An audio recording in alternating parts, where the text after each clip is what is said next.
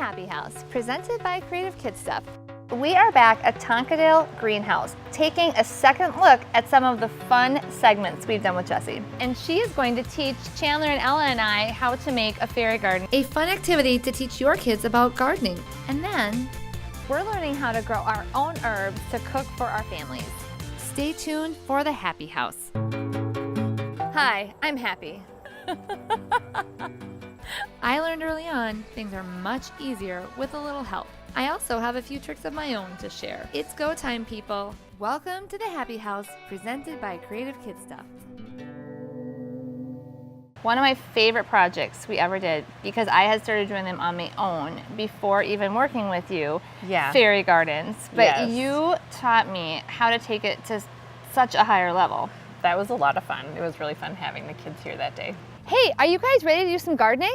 Mm-hmm. I'm at Tonkadale Greenhouse today with my assistants Chandler and Ella, and we are going to learn all about indoor gardening. Are you guys ready? Set, go. Let's go. Here we go now. Wow, oh my gosh, look at that. It's a camper. Hey, look. Do you guys want to make your own fairy garden? Yeah. All right, to learn how to make your own fairy garden, a great activity for kids, follow us.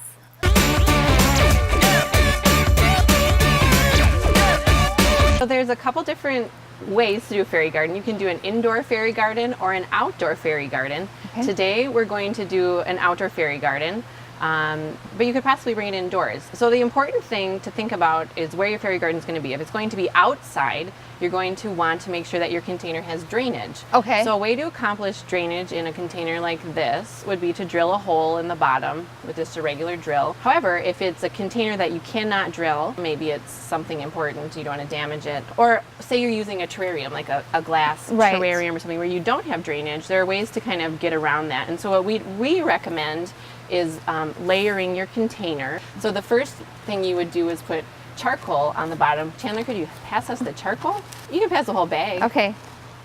Whole bag of charcoal, Chandler. Okay, so this is the charcoal. That's charcoal. It's it just acts kind of as a filter. It helps keep the soil fresh so it doesn't get swampy and stinky. Okay. So that's the first layer. So we start with the charcoal. Yep. And then what comes next? The next layer would be rocks. Okay. What kind of rocks do you have here? We have, you could just use pea gravel. This is river rock. You could use a colored rock if your container is see-through. We're going to actually use this rock as a soil cover at the end of our fairy garden, but that could be your next layer. And this is really pretty, actually. I mean, it isn't colorful, but I like it. I like it's kind of natural looking. Nice. Okay. So that's the rock. So that'd be your... so gravel, then rock. Yep, and then just potting soil. So you want to use an all-purpose potting soil. Okay. So that's something that has, good drainage, lots of good nutrients, etc. Is that this organic potting mix for all potted plants? Okay. Yep. Yes. So there's the potting soil. All right. So we've prepared our bed, our fairy bed, so to speak. Now what comes next? What you kind of want to do is think of a theme for your fairy garden. What are your fairies up to? Are they in the woods? Are they having a party? What are they doing? Okay. So you want to kind of vacation. Maybe they're on vacation at the park. I like. What else do you guys think? What else? Vacation in Florida. So you start with your biggest elements first, and you kind of just lay them out, how you want them. So I usually put, like the camper in the back. Do you guys want to pick out some of your favorite things and let's go one at a time. So Chandler, what do you see? For like the lake. For the lake? Where should that go? So another thing about fairies, they need water. They need a place to drink. They need something to eat. They eat nectar, so they need flowers. They eat other sugary things also, so like candy or cake, lemonade, things like that. So fairies basically get to live in a mystical world and eat sugar. Yes. Perfect. Sign me up, right? Okay, so now what comes next? We have the canoe, so that means we have to have some water, which is great. I don't know, do you think maybe a bridge so they can cross a bridge? Ella, what do you think? Do we need a bridge? Yeah. We should put like in front of the canoe and we could use this as water. Yeah. Oh, okay. In front of the canoe, like right there? Does that work, that's Jessie? great. Next we need to kind of do our landscaping. We kind of know what our layout is, but I think we need a little more soil just to make it higher. Okay. And then we'll kind of push the soil around to make our landscape. So we have some potting soil here. We remember that our camper was going to be in the back, and then we have to have some sort of a river. Okay. So we're going to have our water right here, so it's kind of good to define those areas. And then, if you have a house, or, in this case, the house is the camper, you kind of want to press it down so that when you're watering and stuff, you don't have, you know, a sinkhole. So I'm thinking the camper here, we'll probably have like a patio or a sitting area here. Okay. And you know what, I have a patio all ready to go. Okay. So, Okay, should I put the camper back in? yeah. Okay. So you could make a patio out of like the river rock. We could do something like this. Okay. There's a, you know, maybe we have a path coming from the door or something. You kind of got to play with it. So now we can put in some of our plants. So we kind of picked out a selection of some of the most popular things. It's like ivies. This is called baby tears. That this is one my very favorite really plant. I love popular. baby tears. And then you can use things like this is a fern or a houseplant. You can use that as a tree or as a shrub. So we just pop them out of the pot. So you're actually breaking that in half. Yeah, this was a 4-inch fern. I think I can break it in half. So, Okay. you know, we might need some greenery kind of behind the camper. The baby tears I like to use as like a place for the fairies to sit or just a way to kind of fill in space. Okay. What's kind of neat about this is you can like break it apart. So maybe we have, you know, a hedge over on this side, kind of Okay. along that path. So that goes in there. You know, all of Okay. this stuff you just kind of trim with the scissors to keep it the size that you want. One of my favorites, and you probably like this, is this is polka dot plant or hypoestes. This Look is how teeny they are. this is a great little, just a little accent. It adds color. I think a lot of this is about, you know, color and brightness and things like that. This is angel vine, and this is a creeping fig. I kind of like this creeping fig because of the white it has on it. It could climb up the side of the camper. Just like ivy would climb up the side of Yeah. a house. This is an established campground. You know, they come there every summer. So this fig has been growing for years and years. So we just kind of pop it in, and maybe our bridge is kind of like there. Oh, goes over the water. This is the path we did for the water, so that's how you cross. We always have little different kinds of blooming plants for each season. So there'll be poinsettias for Christmas and mums for fall. Okay. And the thing to know about these is they're not going to bloom forever. What you can do is just plant them right in the pot. Just pop the whole thing in, and then when it stops blooming, you just take it out, come and get a new one, and put it in So its it's place. like an annual for the fairy garden. Yes. Okay. So I just put the container right in. Yeah, you just pop the whole thing in. Okay.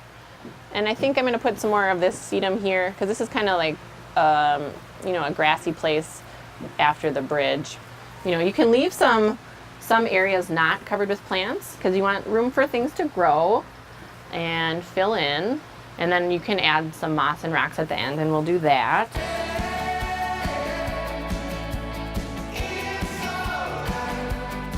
We've planted all of our plants. Jesse helped us make this area for the river. We're gonna now put in this blue rock so we can make our river, right? Ooh, that is so pretty. Now we do have to be careful because we don't want our water to get dirty. So Okay. from here on out, we got to be a little careful. Okay, now what comes next? I think we need to cover the rest of our soil with either moss or pebbles. So we have, this is just green sheet moss, and it does fade a little bit as it dries out. One trick that we've learned is you can mix up like green food coloring with water and continue to spray the moss so it stays green. So you just kind of use it to fill in where the soil is showing. Of course, your plants will continue to grow and then fill over the moss as well. And while you're doing the moss, we're gonna add some bigger rocks. So some bigger rocks just kind of rough it up and make it look kind of cool. So it's kind of neat, you know, maybe you'd see some boulders along a stream bank. Do you want to do the rocks?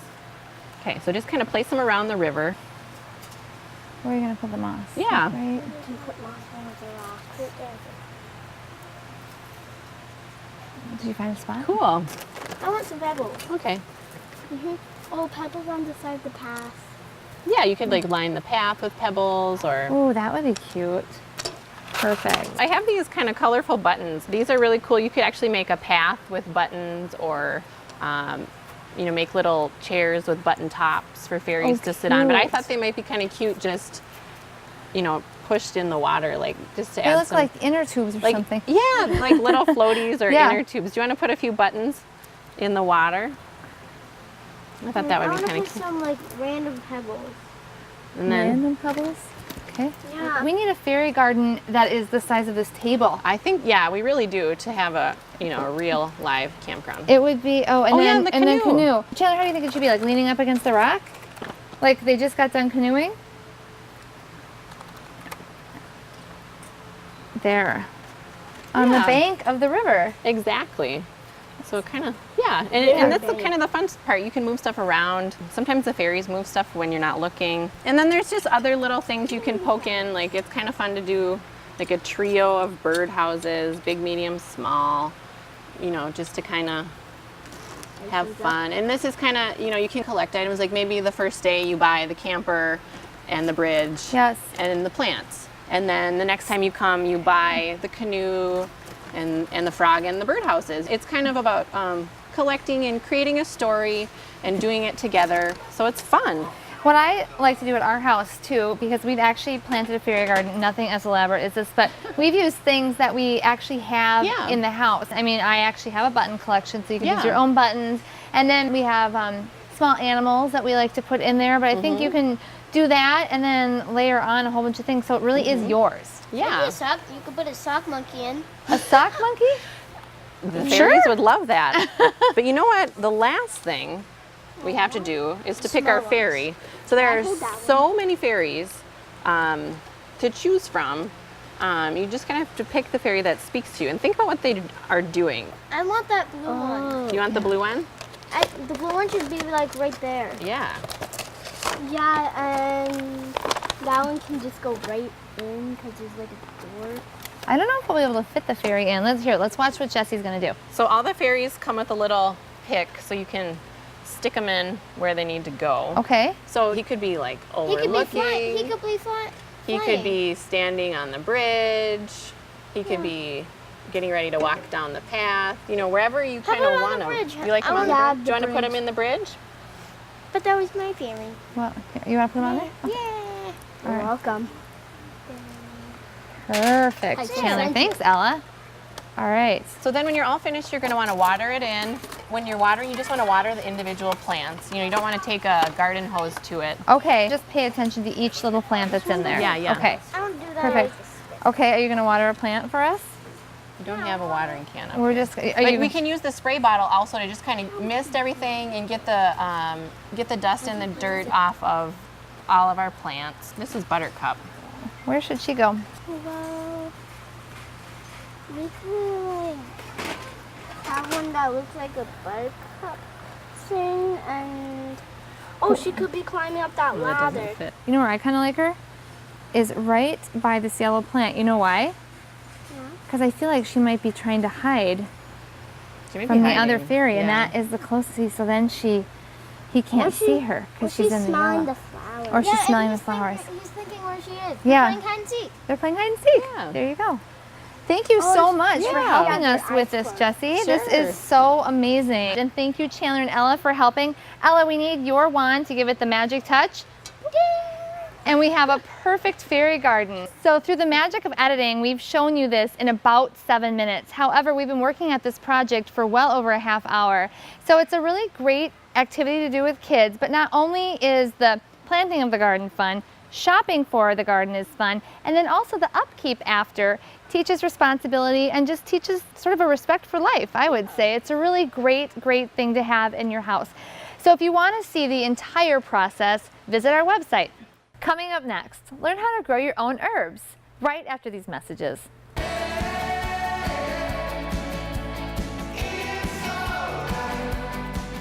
I love to use fresh herbs, and I've always purchased them in those clamshell packs at the grocery store, but you taught me how to grow my own herbs, and I still do it to this day. Do you? Mm-hmm. It's just heartwarming. I have a very aggressive basil plant right now. Really? I'm gonna make some pesto. Awesome. Love it.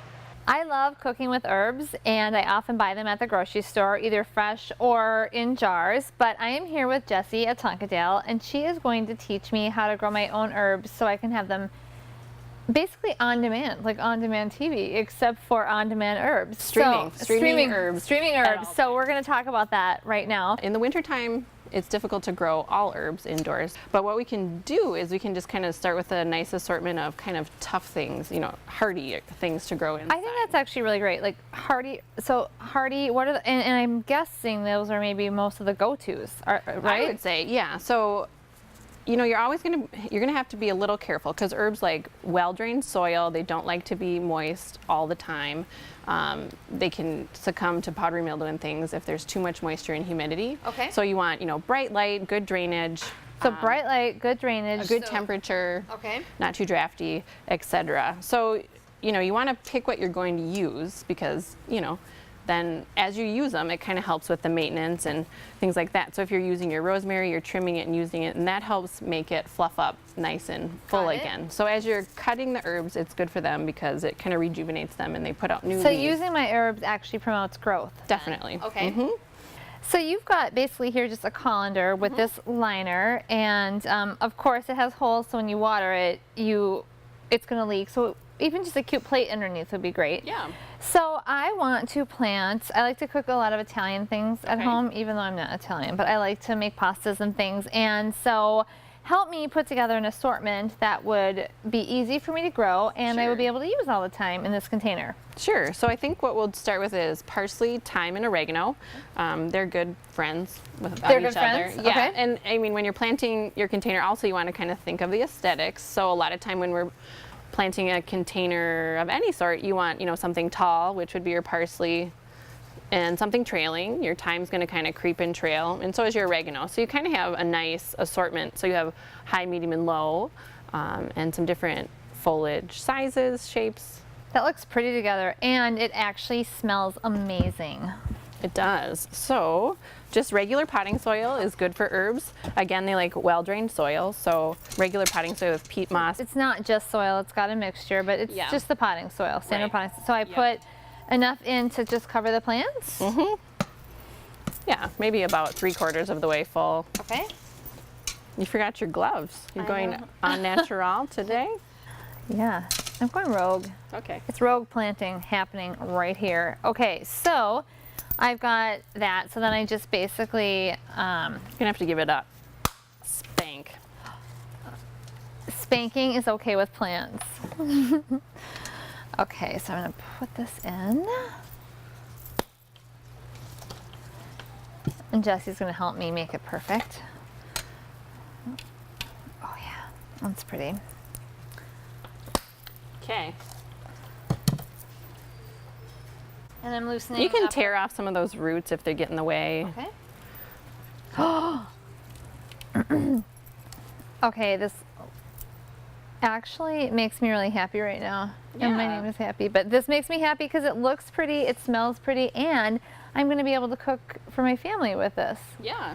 One thing I like to do, I've done it before with herbs that I've actually bought fresh at the store, but I'll snip, if your plant is growing really well and you want to, you can snip it and then put in an ice cube tray, like put some olive oil and then put the Yeah. little clippings from it and freeze those and then use Yeah. them later. So that's something I've done with herbs I bought from the store, Yeah, but if now too I'm, many, you right, just I mean, throw them away. because I'm going to actually flourish this little plant. It's going to be just bountiful, and I'm going to be able to use those and actually freeze and preserve herbs. What else? But what about growing herbs outside in the summertime? So kind of transitioning from inside to outside, Yes. I like to do herbs in containers outside personally because when you put herbs in the ground, some of the perennial herbs are very aggressive in the ground. So say you planted mint or oregano, it just goes crazy. It's just too much. So if you plant them in a container, they kind of stay contained.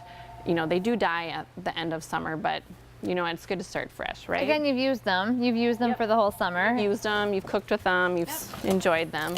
So that's good. So when you're moving outside, you know, you can take some of the herbs that you had inside and replant them into a larger container because they're going to grow faster with warmer weather, more sunshine, etc.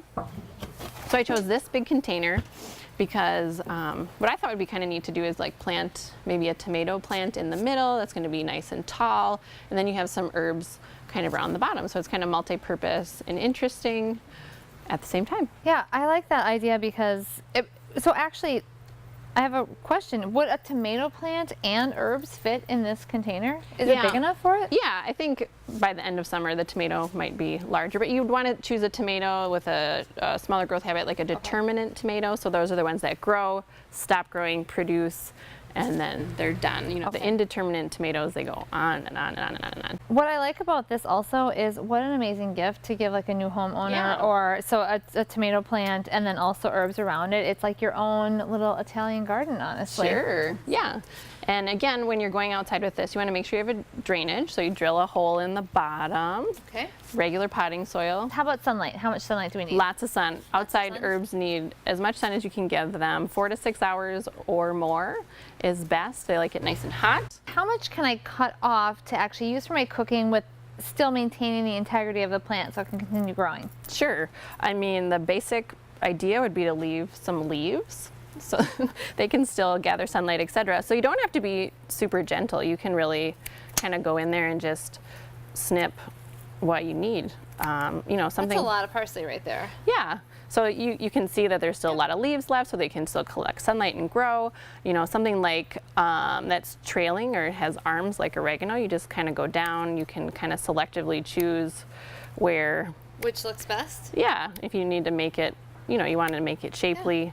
Yeah, don't be afraid. And again, as you cut back the herbs, that helps them branch out and grow thicker. So wherever there was one stem, where you cut, 2 stems come out. Yes. So It's that's- sort of like with annuals. I mean, Exactly. honestly, yes. When you take them down, then they grow more. Thank you so much for all of your help today. I'm ready to cook for my family now, which is fun. So to learn more about what we've talked about today, visit our website. I've had a lot of fun today recapping all of our greenhouse adventures. I know, it's been amazing.